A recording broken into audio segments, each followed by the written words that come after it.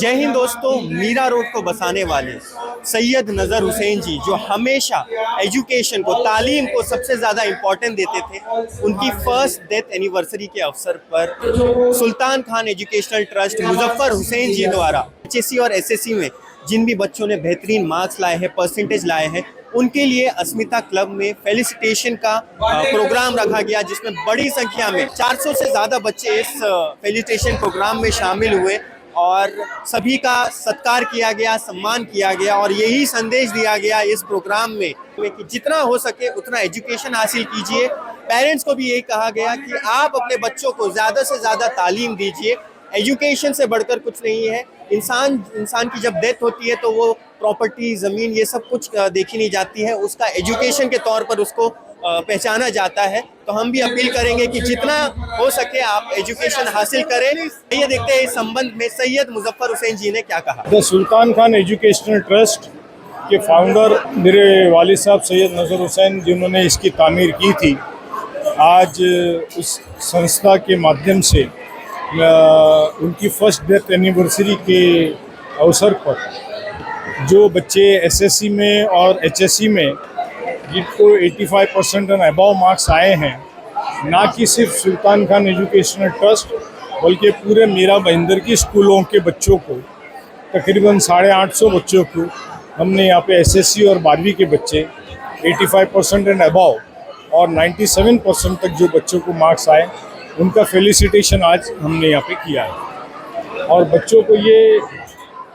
बताया है कि ये फेलिसिटेशन आपको इंस्पिरेशन के लिए है।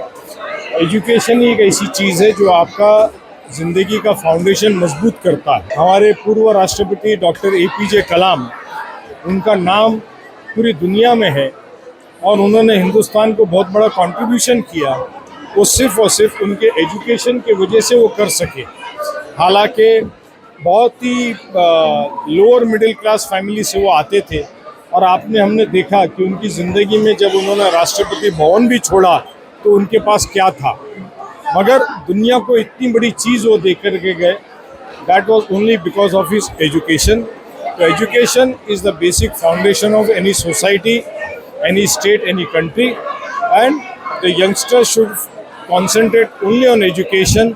Polarization and politicization of everything might continue in this world forever, but education, nobody can take away their education. Properties can be burned down, lives can be taken away, you might be bankrupt, but your education, no one can take away your education and your qualification. So get well educated, forget about WhatsApp initiatives and whatever is going across the world, and be focused on education and strengthen your family, the society, the community and the country. Muzaffar साहब, आज यहाँ पर करीब 850 जो बच्चे उन्होंने अच्छे marks लेने का फेलिसिटेशन कर रहे हैं। कितने लड़कियाँ थे, उनकी तादाद कितनी थी और लड़के कितने? लड़कियों का percentage approximately 67 to 68% out of 850। लड़कियों का परसेंटेज ज़्यादा है, बच्चों का, लड़कों का परसेंटेज कम है, जिनको हाइयर मार्क्स मिले हैं। उनके पेरेंट्स को आप क्या कहेंगे?